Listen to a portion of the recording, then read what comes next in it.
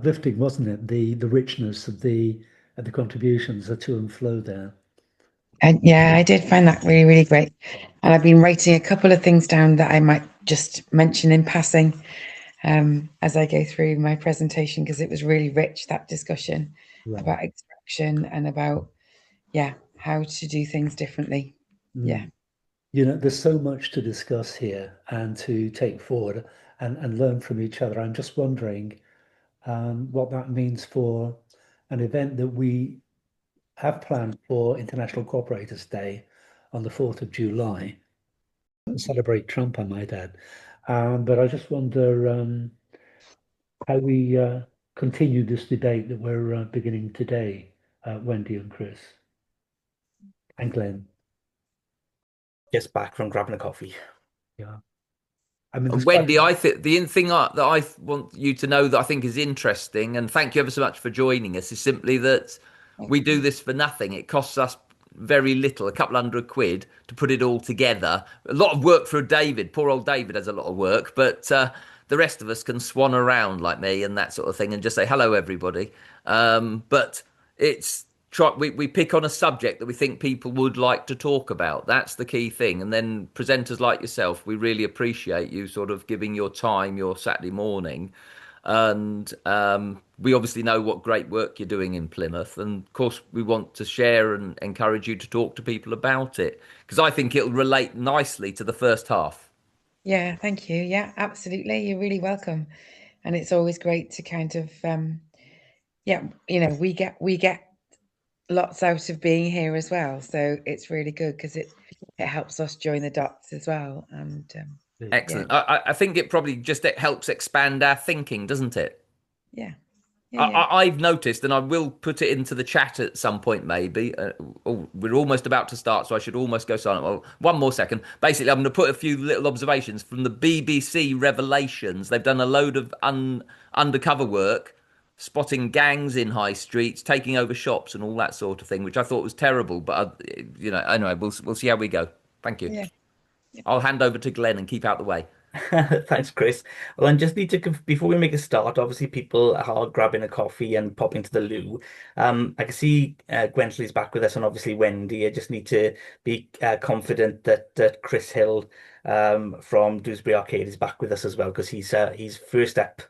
So if Chris Hill can give us a little wave and tell us he's back online, we can make a start. He may still be grabbing his coffee. While I wait for Chris, then I'll just... there's Chris. Brilliant. There we are. Welcome back, everyone. Hopefully you've managed to fill a cup of coffee or tea or a drink of your choice.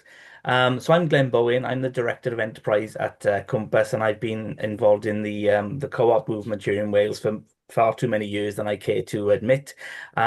We haven't got a lot of time, and as co-operators, we love to talk and we love to give the space to talk. So I'm going to move very quickly to introduce our next brilliant three speakers. They've got 10 minutes each, which is a real challenge in itself, because there's so much of a good story to tell.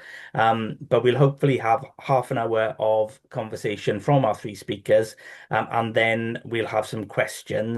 I did say to the speakers earlier, I'm going to set my my alarm on my clock for 9 minutes, and I leave my mic on so our speakers will hear my alarm going off, and they'll know they've got roughly 1 minute to move on. The order we're going with, we've got Chris Hill from Dewsbury Arcade first, then we've got Wendy from Nudge Plymouth, and then we've got Gwentley from Cwmni Bro. So without further ado, I'll hand over to Chris, if that's okay, and I'll set my my alarm, Chris. Thank you, Diolch yn fawr. Good. Thank you very much, and thank you for inviting us. So can I go into share now and hope this works successfully? Let's keep all our fingers crossed for the technology, Chris. Yeah, exactly. There we are. Adrian's physically doing it. I'll join you, Adrian. So what can people see now? There we are. It's just coming through. Yeah, there we go. Yeah. There we are. We can see your wonderful arcade. Smashing. Thank you very much. So I know when people talk about their projects, it can degenerate into isn't our project marvelous and things? And I'm going to try and avoid that and not talk too much about the arcade project, but the things we have in common and can sort of share and discuss. So just a word about Dewsbury. It's a classic sort of left behind town. It's 50% Muslim, population 64,000, bottom 20% of sort of on the poverty index. And I think what illustrates it quite well was the last election where a Labour-controlled council, Kirklees Council, returned 0 Labour councillors and is now 29 Reform councillors and 26 Green and Independent. So goodness knows how that politics is going to wash up. So it's the footfall in town centres dropped about 50% over the last 10 years, and it's a pattern that everyone's seen, I think. The town becomes emptier and emptier, as Simon's were described, becomes emptier and emptier. The people who exist in every town who are, homeless or drinkers or what have you, become more visible. People get more scared, they don't come in. I mean, it's quite hard to exaggerate, actually, how scared that people use that term they are of coming into the town centre during the day. It's fairly terrifying, actually. So that's where we are. Now, briefly on the arcade, because it's been a nightmare project, but I'm not going to dwell on that. Basically, it was owned by a private landlord, terrible absentee landlord, let it just leak to death, closed down bit by bit, closed completely in 2016. Council bought it in 2020, and we formed a community benefit society to say that we wanted to run it. Initially, to be honest, because we thought we could do a more imaginative job than the council and make it more interesting and community controlled and so on. But it very quickly became obvious that the town centre was going down the pan, and unless we did something to alter the town centre, we were going to probably open full, everyone get excited, and then they'd all be bust within the year. So we quickly took on a sort of regeneration perspective. And it goes back to what both Simon and Glenn have touched on. So we're a Pride in Place area. We were the first round. And we, over the last few years, because we started with a 3 million budget, it's actually turned out 10 million. It was going to be a 2-year project, ended up 5-year project. We opened this June, and things are going well on that. But I want to talk about the co-op and how the co-op side can make a difference.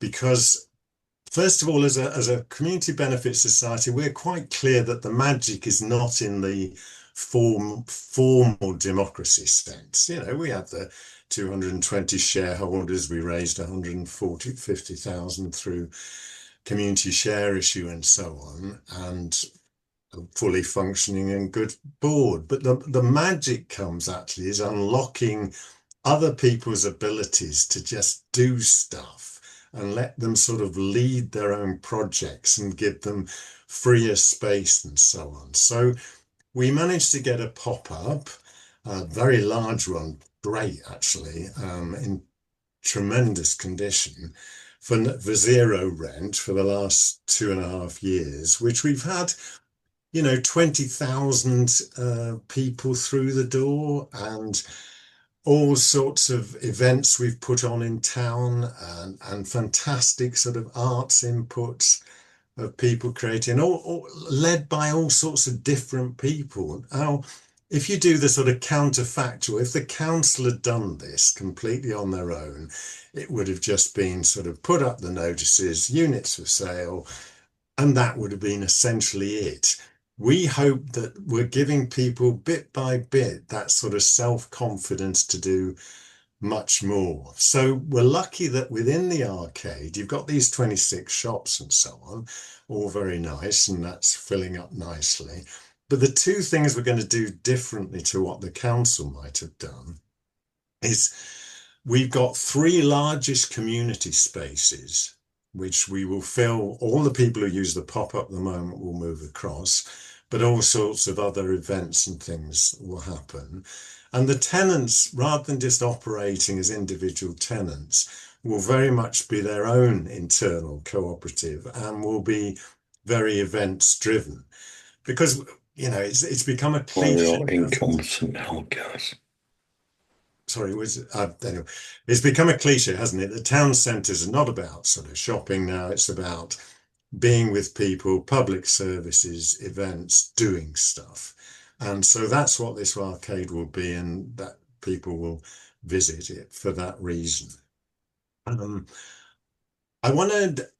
I think in many ways I can leave other questions to question now. I want to dwell a bit on the neighbourhood board because people have touched on this already.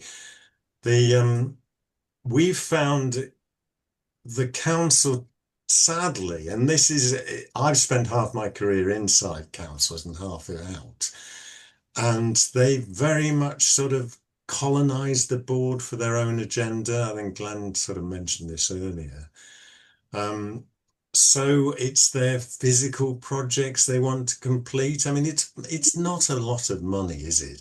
1.5 million capital a year, 500,000. That's not a transformational amount, but it is stuff that you could sort of invigorate community activity with. It is that amount, but they've done it for normal sort of property stuff and continuing their staff employment with the revenue, that sort of thing.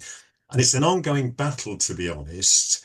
I think we've got the personnel right on the neighbourhood board, but to push back against the council and just that self-confidence of we are going to do what we want and not your agenda. And that battle certainly isn't won yet, but we'd hope to over the next period. I just want to end by saying one of the big frustrations, I think, for us in the future is the lack of finance to do stuff on the capital side. So the loss of the community ownership fund, which all right wasn't perfect, but it was a real opening for community groups to get hold of some capital. You know, that's really felt now, because meanwhile spaces, as already been said, is a frustrating experience. You just wait until the developer finds someone they think decent. So we really want to be able to get a hold of the capital to be able to expand our ownership, because I think ownership is the key to this sort of activating town centre spaces. And hopefully we can do something about that in the future. So yes, I'll leave it there. Wow, do you know, that's amazing, Chris, because you've got 4 seconds left before your 1 minute warning. So we've there we go. God, I'm so sorry. I completely forgot to do the slide. So I'll take my 1 minute in just rushing you through the slide. That was very remiss. So look, this is the beautiful events room, which is great. And we have 2 others. And this is all the community activities we had, which all sorts of different things we get on. This is Dewsbury on Sea, which was a fantastic mixer between the 2 communities, where we just huge sand pits and silly sort of seaside games and things. We had about 4,000 people come to that. And this was a food festival we did. And this, I won't hear a word said against Baroness Vorsey, you know, ex-Tory chair. She gave one of the most revolutionary speeches I've heard in my life. So that was our founding business conference. 120 businesses turned up to that, and she did a magnificent job. And yeah, this is just the challenges. We are getting the tenants in here, and this is about how we're trying to get the neighbourhood board to do stuff. And the cooperative model to turn around the town centre, I think, is just absolutely critical. So thank you. That's brilliant. Thank you. Diolch yn fawr, Chris. Certainly, motivates me to come and visit Dewsbury. It looks brilliant, all the photos you've shown there. So as I thank Chris, and if you could stop sharing your screen, Chris, that would be brilliant. And I'm going to give Wendy the heads up that we're going to ask her to come and step up to the Zoom area, and we can hear more about all the wonderful stuff you're doing in Plymouth, Wendy. And I'll set my alarm for 9 minutes. Off you go. Thank you.